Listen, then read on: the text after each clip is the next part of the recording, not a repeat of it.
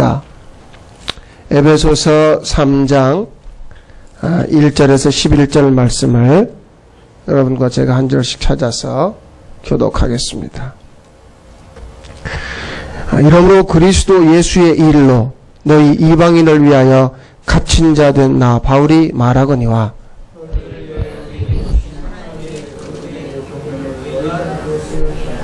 곧 계시로 내게 비밀을 알게 하신 것은 내가 먼저 간단히 기록함과 같으니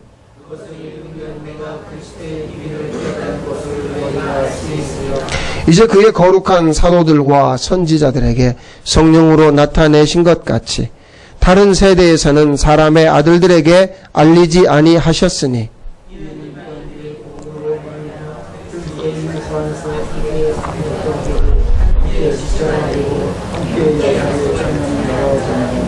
이 복음을 위하여 그의 능력이 역사하시는 대로 내게 주신 하나님의 은혜의 선물을 따라 내가 일꾼이 되었노라.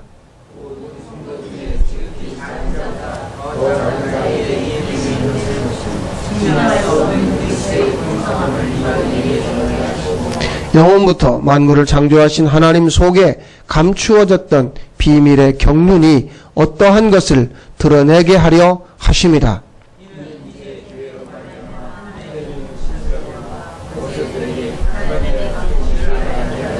같이요.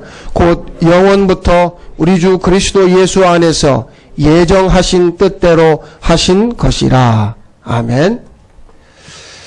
유기적 교회를 향한 하나님의 계획 좀 이런 말씀을 좀 살펴보겠습니다. 제가 교회를 이제 다닌 지도 벌써 이제 30년이 넘었습니다. 교회를 다니면서도 막상 교회가 뭔지에 대해서 이렇게 생각해 본 적은 별로 없는 것 같아요. 그냥 교회라니까 갔어요. 그렇게 다녔어요. 그러니까 교회가 뭔지. 자, 목사이면서도 교회가 뭐지? 목사의 주 무대가 교회잖아요. 그러니까 교회가 뭔지에 대해서 사실 저 자신이 그렇게 진지하게 생각해 본 적은 없어요. 근데 이런 건 알죠. 교회, 어떤 건물, 조직, 사람들, 그리고 그 교회가 하는 어떤 행위들이 있죠. 선교, 구제, 봉사, 전도, 예배. 그냥 어렴풋하게 교회는 이런 거야. 교회는 이런 거야라고 하는 그 그림은 있지만 실제 교회가 뭔지에 대해서 내가 사람이 생각하는 내가 선배들로부터 조상으로부터 물려받았던 그런 교회 말고 하나님이 성경에서 말씀하는 교회는 뭘까? 이것을 진지하게 고민해 본 적은 사실은 저 자신이 별로 없어요. 그렇잖아요. 교회를 다닌단 말이에요. 이런 이야기는 늘 듣죠. 교회는 건물이 아니라 사람입니다. 예? 무슨 뭐 장로, 권사, 안수집사, 항존직 교육시킬 때마다 맨날 아주 그냥 입에서 앵무새처럼 나오는 이야기는 그 얘기인데 그게 뭐냐 이런 거에 대해서는 사실은 깊이 고민해 본 적은 없어요. 그런데 이 복음으로 거듭난 이후에 주님이 알려주신 것은 뭐냐면 교회에 대한 목마름이었어요. 교회에 대한 목마름.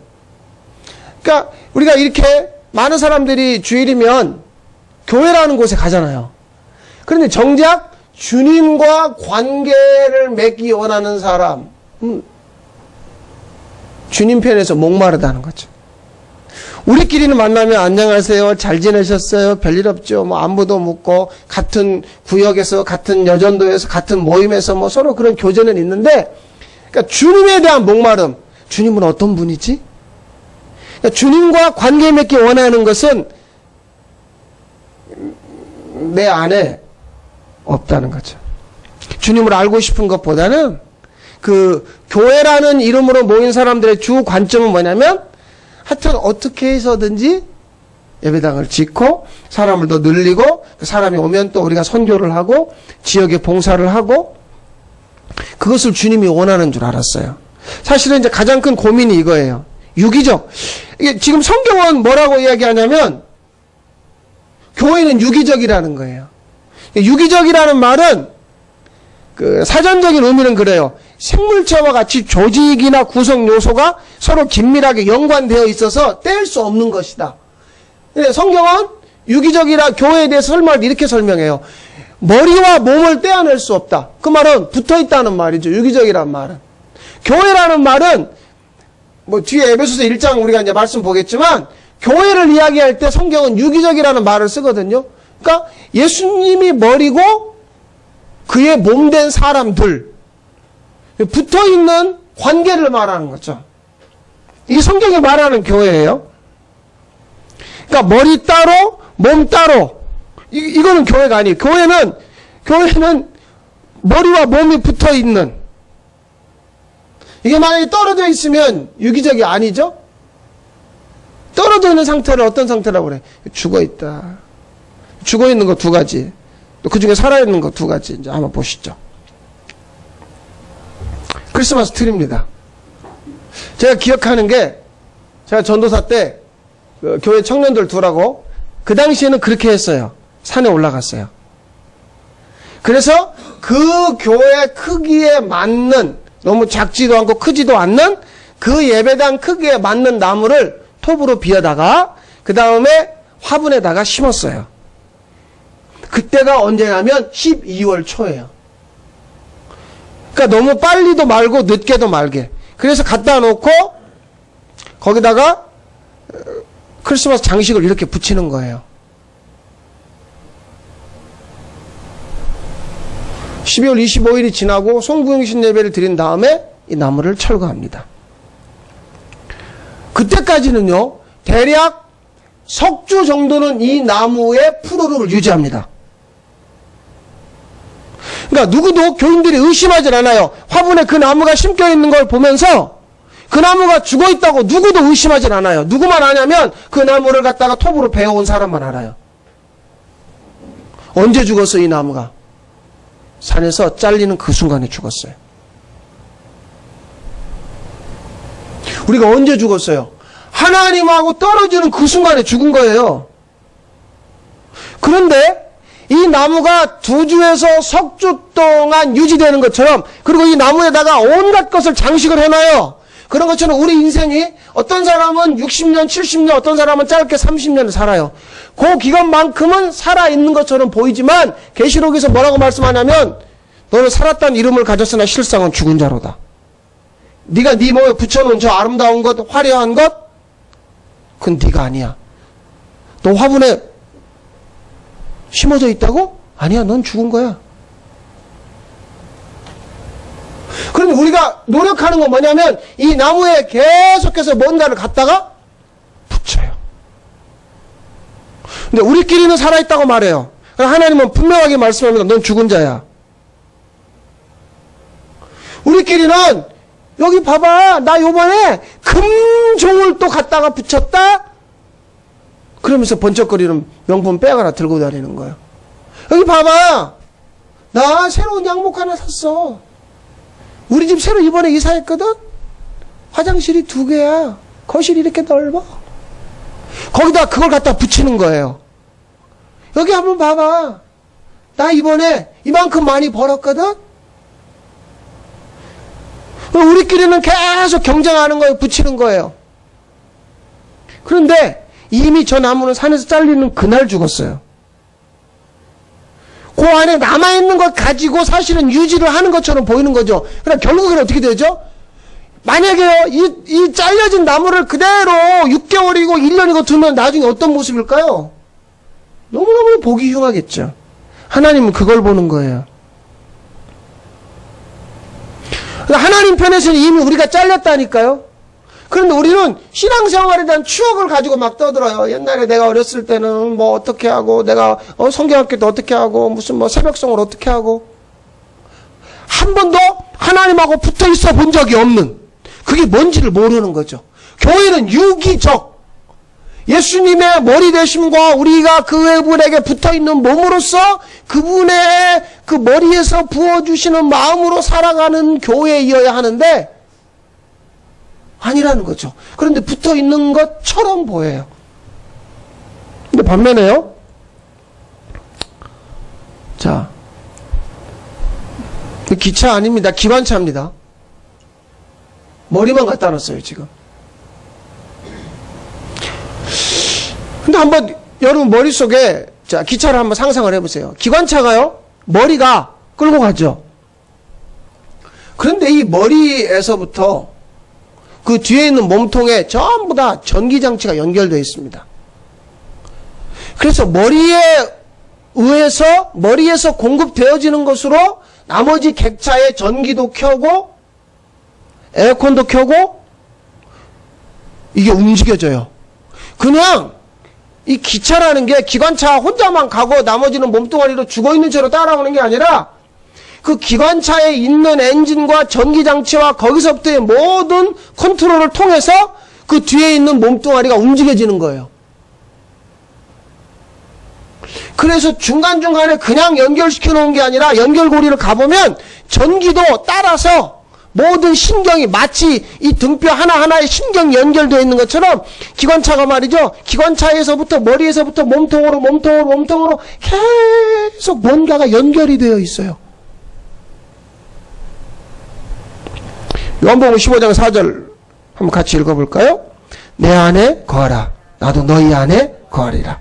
가지가 포도나무에 붙어있지 아니하면 스스로 열매를 맺을 수 없음같이 너희도 내 안에 있지 아니하면 그러하리라. 5절 너희가 나를 떠나서는 아무것도 할 수 없습니다. 붙어있지 아니하면 예? 내가 지금 아니 주님이 지금 내 안에 계시는가? 내가 지금 그분 안에 거하는가? 그분이 머리가 됐다는 이야기는 그건 상징을 말하는 게 아니라 실제로 그분의 마음이 쉴 새 없이 내게 부어지고 있는가? 아니면 온통 내 생각으로 가득 차서 머리가 복잡한가? 5절에 너희가 나를 떠나서는 아무것도 할 수 없다. 그래서요, 여러분, 그래서 마가복음 11장에 예수님이 예루살렘 성에 입성하는데 잎사귀만 무성한 무화과나무를 찾아봐요. 열매 있니? 없다. 그러니까 저주해버립니다. 그러니까 다음날이요, 제자들이 보니까 20절에 나무가 뿌리채 말라버려요. 이걸 저주라고 말합니다. 죽음이죠. 죽음이에요. 우리 믿음의 뿌리가 만약에 사람이면 그는 살았다는 이름을 가졌으나 죽은 자예요. 사실은 밑둥이 잘려진 거예요. 사람이 내 믿음의 뿌리가 되어버리면. 여러분 지금 기독교 역사 기껏해야 120년인데 그래서 120년 동안 몇 대가 믿었다는 둥 뭐 우리 교회 역사가 몇 년이라는 둥 사람이 그 믿음의 뿌리라면 이미 그 사람은 잘려진 상태예요. 저주받은 상태라니까요. 내 믿음의 뿌리를 거슬러 올라가 보세요. 누가 나오는지 주님인지 아닌지를 보시라고요.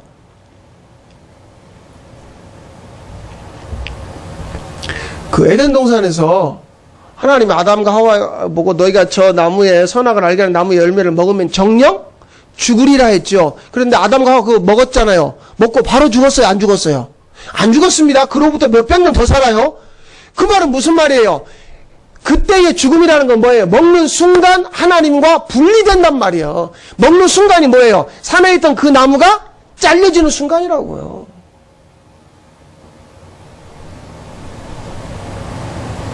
교회를 세우기 위한 사람의 열심은 사람 많이 모아서 땅 사서 건물 짓는 거예요. 저도 이제 그런 생각을 많이 가지고 있었어요. 우리 모두의 공통된 생각이었어요. 그런 사람은 목회 성공했다고 그러고 그런 사람들이 계속 뭘 하냐면 세미나를 해요. 여러분 자 모이세요. 저처럼 이렇게 하면 여러분도 성공할 수 있어요. 세상 방식을 가보세요. 돈 많이 번 사람이 이렇게 투자하시면 돈 벌 수 있어요. 그러니까 세상은 온통 돈 버는 방법을 가르쳐 줍니다. 또 공부 잘하는 방법을 가르쳐 줘요. 근데 교회도 사람 많이 모아서 예배당 짓는 방법을 가르쳐줘요. 그런 일에 아주 열심히 있죠. 사실은 제가 그렇게 살았어요. 그런데 주님이 가르쳐주신 교회는 무엇인가는 너무 간단한 거죠. 너무 간단한 거예요. 주님이 머리가 되고 주님이 주인이 되는, 그래서 주님의 몸으로서의 교회를 세우실 계획, 그 계획을 가졌다고요, 주님이. 근데 이게 에베소서에 보니까 언제부터냐면 영원부터라는 거예요. 창세 전부터. 그러니까 오늘 나의 모습을 하나님은 영원 속에서 꿈꾸셨다니까요. 여러분이 이 말씀을 좀 이해하기 어려울지 모르지만, 아니 어렵다는 것보다 그렇게까지 표현을 해야 되냐라는 생각할지 모르지만, 저는 그렇게 표현을 하고 싶어요. 뭐냐면, 나는 우리 육신의 부모를 통해 세상에 왔어요. 근데 우리 육신의 부모는 뭐냐면 호박 줄기예요. 그 줄기에서 호박이 열렸어요.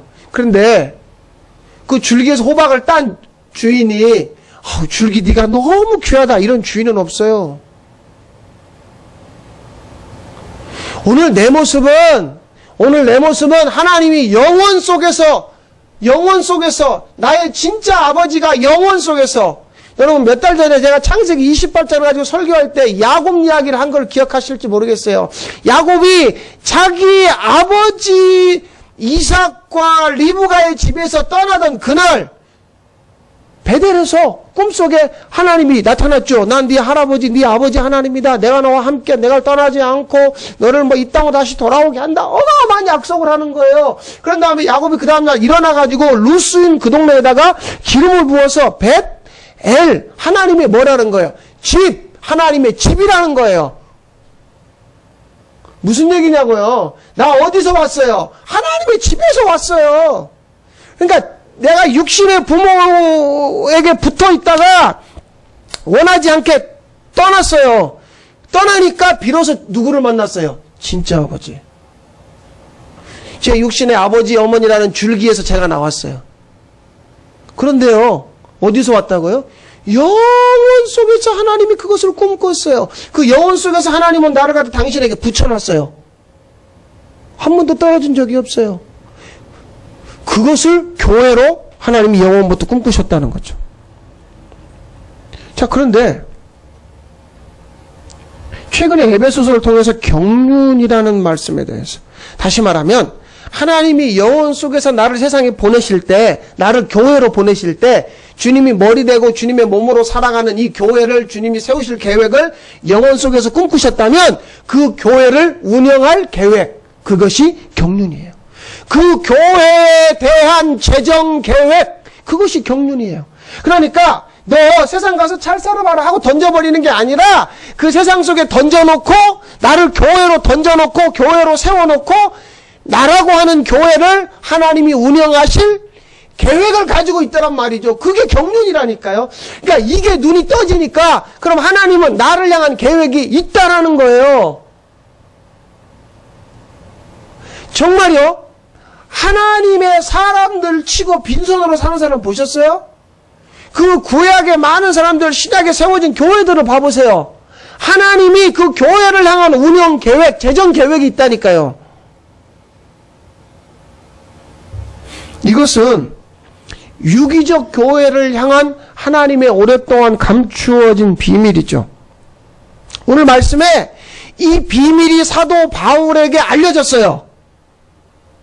그리고 그 사도 바울이 그 비밀을 안 것을 갖다가 성경으로 기록하면서 이제 이방인인 누구에게? 우리에게까지 알려진 거죠. 경륜이, 하나님의 경륜, 그러니까 교회를 향한 하나님의 운영 계획, 그것이 오랫동안 감추어진 비밀이란 말이에요.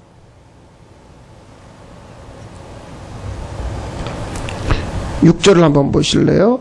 유기적 교회를 향해서 우리가 눈이 떠지면, 비밀을 알게 되면 어떻게 되는가? 자, 6절 말씀 읽겠습니다. 시작. 이는 이방인들이 복음으로 말미암아 그리스도 예수 안에서 함께 상속자가 되고 함께 지체가 되고 함께 약속에 참여하는 자가, 자, 여기 함께가 3번 나와요. 함께 상속자, 함께 지체, 함께 약속에 참여하는 자. 그럼 누구와 함께? 예수 그리스도와 함께 하나님 나라의 공동 상속자, 예수 그리스도와 함께 하나님의 지체, 예수 그리스도와 함께 하나님의 약속에 참여하는 자. 그러니까 예수 그리스도만 아들이 아니라 이제 누구도, 나도 하나님의 아들로서 하나님 나라를 공동으로 상속하는 상속자라니까요. 이것이 아버지의 경륜, 아버지의 계획이에요. 그럼 교회가 할 일은 뭐죠? 9절입니다. 9절, 교회가 할 일은 영원부터 만물을 창조하신 하나님 속에 감추어진 교회를 향한 비밀, 경륜이 어떤 것인지 드러내는 거예요. 사람들이 지금 뭘 모르냐면 두 가지를 모른다니까요. 여러분이 교회예요. 하나님이 그 영혼 속에서 여러분을 향해서 꿈을 꾸셨단 말이에요. 여러분이 교회라니까요. 사람들은 자기가 교회인 줄을 몰라요. 또 하나, 그 교회를 향한, 즉 여러분들을 향한 하나님의 경륜을 모른다고요. 그러니까 교회는 9절에 이 경륜이 어떤 것인지를 드러내는 거예요. 그럼 오늘 여러분 교회 오셨죠? 교회 오신 여러분에게 제가 성경을 통해서 하나님의 말씀을 드릴 수 있는 건 뭐예요? 여러분을 향한 하나님의 경륜이 있다니까요. 여러분을 운영하고 여러분의 재정을 하나님이 계획해 놓은 것이 있단 말이에요. 그 경륜이에요. 그런데 무엇이 될 때만 이 경륜이 드러나냐면 교회. 그러니까 1000명, 10,000명 모아놨다고 경륜이 드러나는 거 아니란 말이에요. 하나님 그분하고 몸과 머리로 붙어있는 유기적 관계에서만 이 경륜이 드러나요. 왜냐하면 머리통이 붙어있는 상태에서만 그 몸뚱아리에 마음이 부어지니까요. 11절 보세요. 이것을 하나님이 예정하셨어요. 이것을 하나님이 예정했어요. 이제 너희들이 교회를 세우고 그 교회가 경륜을 드러낼 거야. 그러니까 마음 맞는 사람들 몇 명이 모이는 곳이 교회가 아니에요. 여러분 에베소서 1장 자 21절 22절 말씀 한번 보겠습니다. 자, 교회가 이거죠. 하나님께서는 21절입니다. 하나님께서는 그리스도를 교회의 무엇으로요? 머리로. 하나님이 그렇게 삼았어요. 그리스도를 교회의 머리로. 그 다음에 교회는 그리스도의 몸이며. 그런데 이 모든 것을 그분이 넘치도록 채우시는 거예요. 하나님 아버지가. 교회에만. 여러분 21절, 22절을 잘 보면 아버지의 계획, 즉 교회는 뭐냐면 예수 그리스도가 머리고 내가 몸인 거예요. 그러니까 아버지는 이것을 영혼 속에서 꿈꿨다고요. 예수 그리스도가 머리 된 사람들, 이것이 비밀이에요. 경륜이에요. 경륜에 대해서 눈을 뜨게 되면요, 이제 무엇에 집중하냐면 그분과의 관계. 아까 요한복음 15장 말씀, 너희가 내 안에 내가 너희 안에, 관계죠. 관계. 붙어있는 관계. 그러니까 머리와 몸이 붙어있는 관계, 이것을 유기적, 이것을 교회라고 말해요. 따로 노는 거.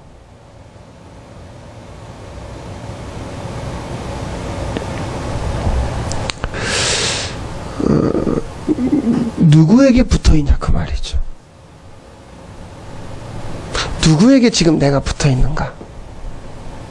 그러면 그 붙어있는 그것의 마음이 내게 부어져요. 주님이 만약에 주님에게 내가 붙어있다면 누구의 마음이 부어질까요? 주님의 마음이 부어지죠. 주님과의 관계, 즉 유기적 교회가 되면 이 일이 벌어집니다. 그분과 나와의 관계 속에서 임하는 마음, 우리가 계속 주님의 마음 했죠? 그 마음은 이거예요. 어떤 마음이에요? 자원하는 마음이에요.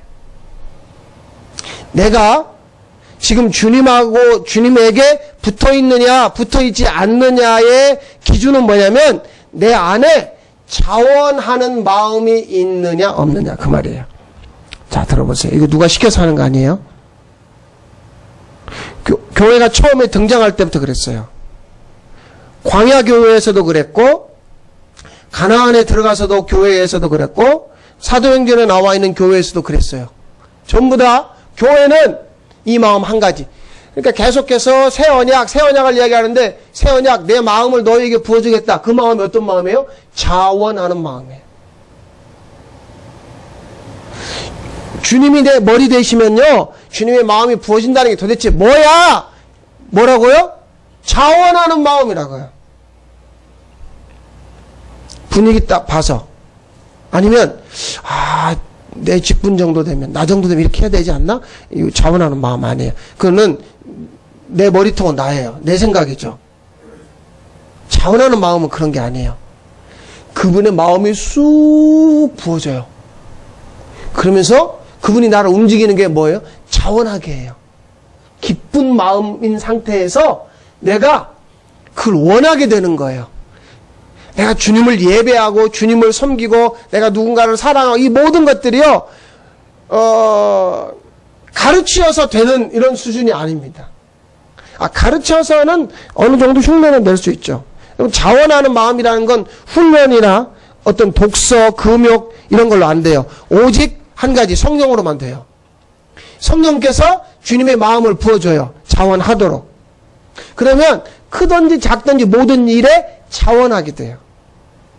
자, 마태복음 26장을 한번 보겠습니다. 거기 누가 나오냐면 한 여인이 등장합니다. 마태복음 26장 6절 말씀부터 한번 봐보겠습니다. 요한복음 12장에 보면 이 여인의 이름을 마리아라고 합니다. 마태복음 26장 6절에 보면 예수님이 베다니 시몬의 집에 계실 때 한 여자가, 마리아라는 여자가 매우 귀한 향유한 옥합을 가지고 와서 예수님의 머리에 붓고, 그러니까 제자들이 분개해서 너 무슨 의도야? 이걸 비싼 값에 팔아서 가난한 사람에게 주면 되지. 이제 그러면서 이 상황이 전개되는데, 이게 얼마나 비싸냐면 요한복음 12장에 보니까 300데나리온이라고 그래요. 300데나리온이 어느 정도인 줄 아세요? 월급쟁이 1년치 월급. 비싸죠. 그러니까 요한복음 12장에 보면 유다가 얘기해요. 너 제정신이야? 그거 팔아서 300데나리온 가지고 가난한 사람들 구제를 해야지. 미쳤구만. 막 떠들고 난리를 냅니다. 분개합니다. 그런데요, 예수님의 대응을 보세요. 10절. 이 여자가 어떤 일을 하였다고요? 좋은 일을 하였다. 좋은 일이라는 것은 또 다른 말로 이야기하면 아름다운 일을 하였다. 왜? 이 여자가 누구 생각했어요, 지금? 주님 생각했어요. 그러니까 내 생각하면 이거 옥합 못 깨트린다니까요. 이거 어떻게 깨트려요? 내 생각 같으면 종이컵 하나 정도, 내 생각 같으면 한 모금 정도예요. 그런데 전부를 드렸다고요. 왜요? 지금 주님이 십자가를 지고 죽어야 하니까 지금 이 여자는 주님의 장례를 준비한 거죠. 그러니까 좋은 일이라는 거예요. 더군다나 13절 보세요. 이건 굉장히 특이한 말씀입니다. 이 복음이 전파되는 곳에 이 여자가 행한 일도 말하여 그를 기억하리라. 아니, 도대체 이 여자가 한 일이 뭐라고? 복음이 전해지는 모든 곳에는 이 여자의 이 말을 퍼뜨리란 얘기죠. 주님 생각했어요. 자원했다고요. 이게 교회예요. 내 생각해가지고 벌벌벌 떠는 모습으로 주님을 섬기는 건 교회 아니란 말이에요. 왜냐하면 내 마음이니까. 제가 그렇게 섬겨보니까 그래요. 내 편에서는 최선을 다했다고 생각할 때가 많았어요. 왜냐하면 난 목사니까. 내가 여러분보다 교회를 더 많이 섬겨야죠. 그렇게 생각하는 거예요. 난 목사니까. 여러분 지금 3년 넘도록 이 예배당 청소를 누가 합니까? 아니 3년 넘도록 가꾸고 새벽이면 나와서 기도하고 밤마다 나와서 기도하고 왜? 내가 목사니까. 교회에 대한 재정과 인원과 조직과 이런 모든 것들에 대해서 마음 쓰는 이가, 가장 많이 마음 쓰는 이가 누구냐는 거죠. 그러니까 목사니까. 그러니까 주님은 그거에 대해서 기뻐하지 않는다니까. 너는 목사니까 그거 하는 거잖아. 그럼 네가 만약에 집사가 평신 넘으면 넌 신경도 안 쓸 거야. 넌 네 마음이야. 목사지만 넌 네 마음으로 하는 거야. 이 여자가 옥합을 깨뜨리는 사건에서 주님이 신랄하게 분개하는 제자의 마음이 내 안에 있는 걸 보게 하는 거예요. 분개하는 제자의 마음. 그런데 주님은 뭐라고 이야기하냐면 이 여자가 좋은 일을 했대요. 많이 드려서가 아니라 이 여자는 누구를 생각해서요? 주님을 생각해서요. 자원하는 마음이었어요. 아, 그렇구나. 예수님 자신이요. 하늘 보좌를 버리고 이 땅에 오셔서 십자가 지고 죽으신 게 자원하는 마음이었어요. 어떻게 해요? 아버지와의 관계 속에서. 아버지의 마음을 알았어요. 아버지의 마음은 아들이 죽는 거예요. 아들이 죽어야 우리를 살려낼 수 있어요. 그 마음이 아들에게 부어지니까 아들이 자원해서 십자가를 져서 죽은 거예요. 아, 주님의 마음도 어떤 마음이었어요? 자원하는 마음이었어요. 그러니까 주님의 마음이 내게 부어진다는 건 결국 나도 주님을 섬길 때 이 마음, 자원하는 마음. 여러분, 주님에게 붙어 있습니까? 자원하는 마음이 있습니까? 그러면 교회예요. 우리끼리도 마찬가지예요. 우리끼리도, 자, 우리가 뭉칩시다. 우리가 가족이 하나 되고 우리끼리 똘똘 이게 아니라 그 주님의 마음, 자원하는 마음이 내게 부어짐으로 우리도 서로 그 마음으로 연합하여 우리를 향한 하나님의 운영 계획, 경륜이 있다는 걸 믿는 것, 교회죠. 교회예요. 하나님은 교회를 향한 계획이 있어요. 경륜이 있어요. 여러분, 이것을 믿고 주님에게 붙어 계세요. 유기적 교회. 이 자원하는 마음으로 살 때 뭐가 나타나는 줄 아세요? 주님이 나타나요. 여러분, 주님에게 한번 붙어 계셔 보세요. 계속 주님에게 요청해 보세요. 내게 자원하는 마음을 달라고. 시편 51편에 다윗이 이 고백을 합니다. 내게 자원하는 마음을 달라고. 다윗이 자원하는 마음을 달라고 기도해요. 그러면 주님이 나타나요. 그런 주님의 교회, 유기적인 교회로 든든히 서가시기를 바랍니다. 기도하겠습니다. 사랑하는 아버지, 이 열방교회를